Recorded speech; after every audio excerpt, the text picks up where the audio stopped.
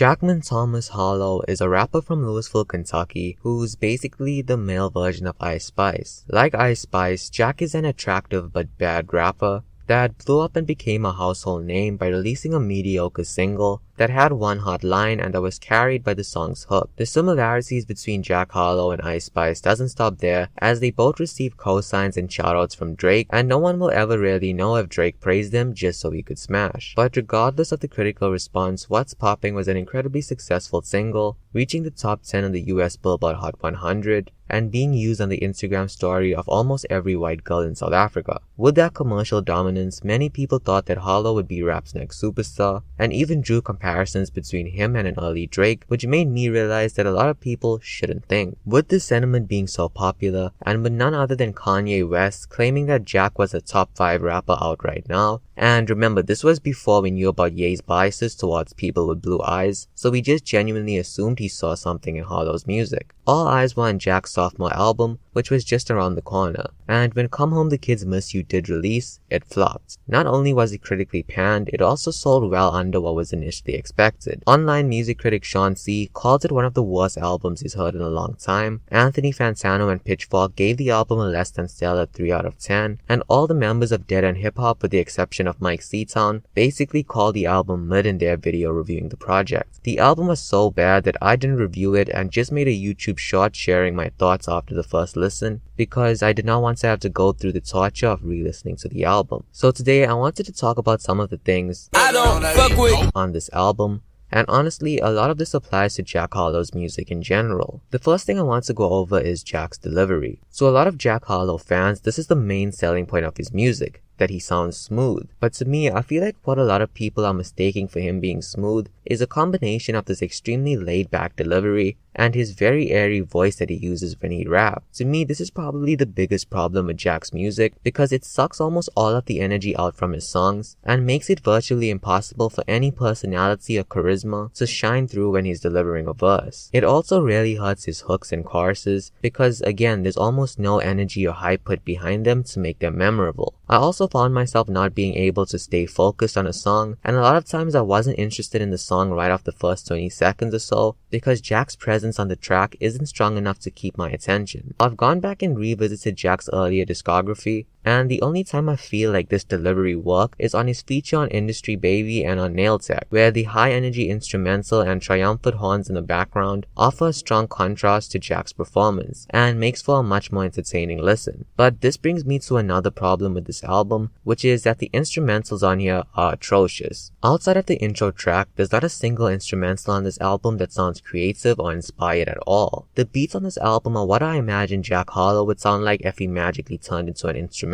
The instrumentals on this album are extremely formulaic. Take a hit from the early 2000s, sample it, and add either a generic trap drum pattern or a drum break that sounds straight out of the Bling era. It's not even like the sample flips are crazy or sound nothing like the original. The majority of the time they sample the song's hook. Sampling in hip-hop has been critiqued a lot, especially recently. I personally love beats that use samples, especially phrase sampling, but sampling a song's hook is one of the laziest things in the world to me, and I feel like a lot of people would agree. I'm not saying that it can never be done well. Kanye famously sampled the hook of a Shaka Khan song on Through the Wire, but Kanye's style of phrase sampling, where he repeats parts of a phrase 3 times and then allows for the resolve to play at the end, and also him pitching it up, made the sample sound a lot more different and unique from the original song. Kanye also made way better drum patterns and added more instruments to his instrumentals to make the sample flip sound even more unique and ear-catching. The samples on Come Home the Kid Miss You don't sound like they were used because the producer got inspired and had an idea to make something cool or different. It sounds like they were included just to get easy points from the listener because they were reminded of a way better song. The samples don't even have any effects added to them, and a lot of times it doesn't even sound like their tempos were changed to match the new BPM, so they just sound really awkward. The songs that don't use samples are still pretty bad. They just sound very bare bones and generic. Another problem I have with the production on the album is the random beat switches. There's no transitions between the second and first beats, and a beat switch without any build-up works best when they're different from the first beat in some way. But on this record, the second beats are the exact same stool as the first, just with a different consistency. Outside of that, I would say the album has 2 different instrumental styles. The first being these generic club beats, and the second sounding like what you'd hear if you type Drake type beats on YouTube. Neither of the styles are executed very well. Like I mentioned earlier, the beats sound like instrumental versions of Jack Harlow, and I mean that in the most disrespectful way possible. The beats are very boring, and even the higher BPM beats seem really ambient and void of any energy. Since Jack's delivery is also very unenergetic, I kind of felt like I was falling off to sleep whilst listening to the album. And I'm not even saying that just to insult Jack, the album is just genuinely that boring at some points. The only thing keeping me awake at times is Jack's atrocious punchlines. Which brings me to my next problem with this album. Jack Harlow is an outstandingly bad lyricist. It's not even that he sounds unpolished. I mean, sounding unpolished 7 years into your rap career would still be crazy, but Jack Harlow is way worse than unpolished. It sounds like the O doesn't even have a clock and is in an entirely different city to the shoe. This record contains some of the worst punchlines I've heard from a rapper, and I listened to ADHD, Music to be Murdered by 2, and NF's entire discography. The punchlines for the most part aren't corny. I mean, there still is enough corn to make Tariq drool an ocean, but the majority at least aren't corny. They're just really bad. Simple punchlines are usually the best, but the ones on Come Home the Kids Miss You are so simple that it sounds as if they were written by a 16-year-old cousin from the suburbs who's trying to become a SoundCloud rapper. It seems like almost no thought or effort were put into these punchlines. Every single punchline on this record and in Harlow's music in general follows the exact same format. Jack will use a word to describe himself or something he does, and then name drop something else that does that or is related to that word in some specific way. For example, if Jack says that he's cutting, you know who else cuts things? Shaolins. So of course that comparison has to be made. Jack keeps getting bread, so of course he has to name drop a buffet. Jack says he's in a 5-star hotel. You know who else recruits 5-star players? The head coach of the University of Kentucky's basketball team. So of course you have to mention that. So yeah, I think you get my point. The punchlines on here are really basic and bad. A basic punchline can work, and many rappers have made them work by delivering them in a really well thought out way. But Jack uses one of the most generic flows of all time to deliver his one-liners. It's literally just generic brag, the word like, and then insert related word here. Sometimes Jack takes the 2010 Big Sean approach and just leaves out the word like. This style of delivery can work, but the punchline has to be good enough to warrant it being delivered in such an unoriginal way. For example, Lil Wayne famously used this format to deliver one of the most iconic punchlines of all time on 6 Foot 7 Foot, but again, it was used to deliver one of the best punchlines in hip-hop. Jack Harlow's one-liners are never good enough to make up for this stale delivery. A bad punchline can work if the person who's delivering them has enough charisma and personality to make it work. For example, Anderson .Paak has said some of the corniest punchlines of all time, but he has this natural charm and almost playful energy that makes him come across less like a loser and more like a class clown that's just talking from his ass. And it also makes his one-liners come across less like rap bars and more like jokes. But like I mentioned earlier, Jack's delivery makes it impossible for any character to come through when he's rapping, and it sometimes manages to make the punchlines worse than they actually are, which is saying something. A bad punchline here and there is fine, but Jack includes at least 2 on every verse, and the verses on this record, for the most part, are very short. You might assume that the verses being short is a good thing because that means that there's less room for one-liners, but Jack almost always throws in a punchline that falls flat in the hook and a couple in the bridge just for good measure. Listening to a Jack Harlow track feels like you're being constantly barraged with shitty punchlines. If you think that I'm exaggerating at all of the punchlines I've read out earlier are all from the same song, and that's not even half of the bad punchlines on the track. During editing, I realized that this section isn't entirely true because Harlow does have one more type of punchline he uses where he will name drop an artist and then say a line from their most iconic song, and I honestly find this to be less impressive than his like punchlines. Jack also relies very heavily on fuller lines and words throughout his music, and it's even more prevalent on this album. Jack is unable to write a concise or focused verse. The only time in Harlow's career where it feels like he actually wrote a cohesive verse is on a few songs from his 2018 album Confetti. The most obvious example of Jack writing a fuller bar is on this one song where he's talking about this girl, and then he randomly brings up cops in Argentina telling him that it's not safe for him to perform. But that's a pretty obvious example and one that's been talked about a lot. The one I wanted to go over is on Side Piece, where for a moment it seems like we're going to get some introspection on the record when Jack says he needs something different from these hotel rooms and lobbies. Maybe I should pick a hobby. More like probably, which as I'm looking at my notes, I realize that those 2 bars are already an example of filler. But the next line is even more obvious because he says basically with no pause, more like Margot Robbie. If he said more like definitely, which is what I feel like he was leading up to, it would have still been bad. But what does more like Margot Robbie even mean? Is he saying that he'd prefer to pick her up? That would make sense, but in the context of the verse, it doesn't work at all. Jack also uses the words but, fuck, and maybe to help him keep his rhythm and tempo because he's not a good enough rapper to come up with lines that fit his rhythm. Thomas also struggles with rhyming. There are so many times where Jack has to use nursery rhymes. For example, on the same track Side Piece, Jack goes lobby, hobby, bobby, and probably. Or on Poison where he goes one, run, come, and from. And again, like every other aspect I critiqued, there are a lot more examples I could list. There are also times where Jack just says random stuff because it rhymes. The worst example is on I'd Do Anything to Make You Smile, where he says, I'm bouncing, I think I need some counseling.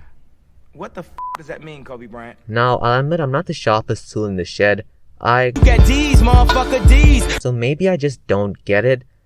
But what the fuck does him bouncing have to do with him needing counseling? When Jack said he writes bars like it's easy, it's because his bars are really easy to write. There's also a lot of what my cousin calls I am this and not that bars, which is what he refers to when rappers tell you something they are, and then immediately tell you they aren't the opposite of the thing they are. Tommy does this several times on the record, but my favorite is when he says he's spicy and that this isn't mild shit. Like, of course if it's spicy, it's not mild. That goes without saying. You didn't need to tell us that. There's also just a ton of bad bars on here. Like, of course, the sweet, sweet pineapple semen bar, which I mean, I have no idea what he thought when he was writing that. He has a literal $4 million net worth, but decided that he needed to flex the flavor of his jizz. How do you even know what it tasted like? Did you ask afterwards or did you try it yourself? And also, unironically calling yourself Young Harlezy is crazy. This is literally shit that the Boondocks made fun of like 15 years ago. The final thing I want to go in depth about is the substance, song concepts, and execution of the ideas on this album, all of which are done really poorly. Sean C does a very good job of breaking down why the character Jack Harlow portrays in his music doesn't work, so I'm just going to summarize what he said. He basically says that Jack Harlow is way too one-dimensional in his music and isn't a talented enough rapper to make this one-dimensional character interesting. Sean C also says that Jack Harlow makes fuckboy music, but I honestly think that's giving Jackman a little too much credit.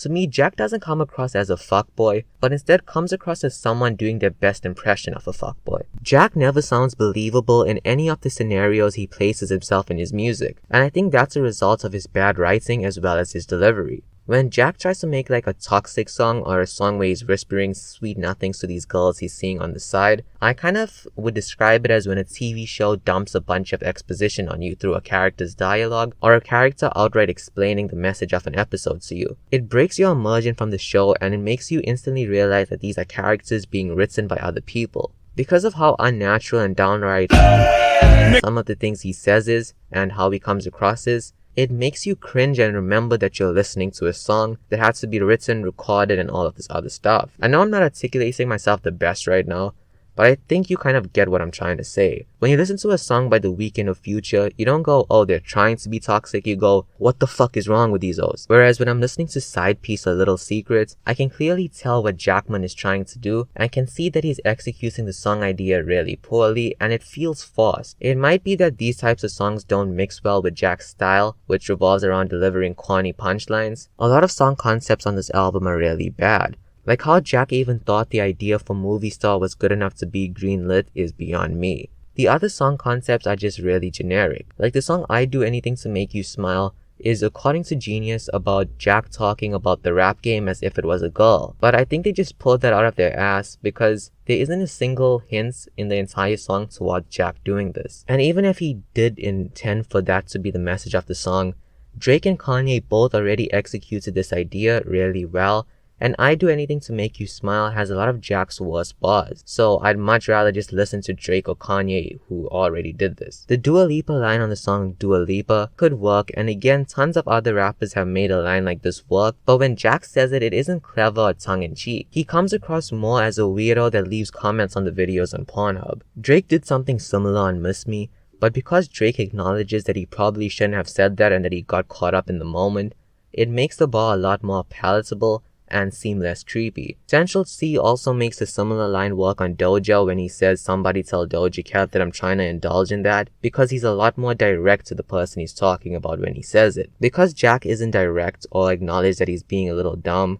he comes across as one of those old men that just linger around grocery stores and tap you on the shoulder whenever a girl way younger than him walks by and passes a really weird comment. And since he's old, you don't want to disrespect him, so you just awkwardly laugh and walk away really quickly. But in your head, you're kind of thinking, damn, the world would be a much better place if this all drops. Something else I wanted to add is that if you listen to any rap music in your life, you'd know that the genre has a lot of tropes when it comes to what rappers talk about in their music. There's a few things you can pretty much bank on a rapper mentioning at least once on a song, and that's either them doing or selling drugs, how much money they have, doing crimes, and how many bitches they have. Jack Harlow basically exclusively raps about money and bitches, and because of how small the pool of things Jack talks about is, it literally makes me wish he'd use hip-hop's other tropes more often. You heard me right, Jack isn't just a generic rapper, he's a watered down generic rapper. No rapper is perfect, and a lot of rappers do have bad aspects to their music. Eminem, for example, even in his early career, didn't have a good ear for beats. Big Al was very one-dimensional, the V Diggs had some very out there ideas, and Lauryn Hill was sometimes really preachy, but they were all talented enough in other things to make up for what they lacked in. Eminem had a really strong presence on the mic and was an amazing lyricist. Big Al was funny and had great punchlines. The V Diggs storytelling was so good that he could make pretty much anything work, and Lauryn Hill was just as much of a good singer as she was a rapper. But in Jack Harlow's case, he's so bad at so many things that even when he's doing something well,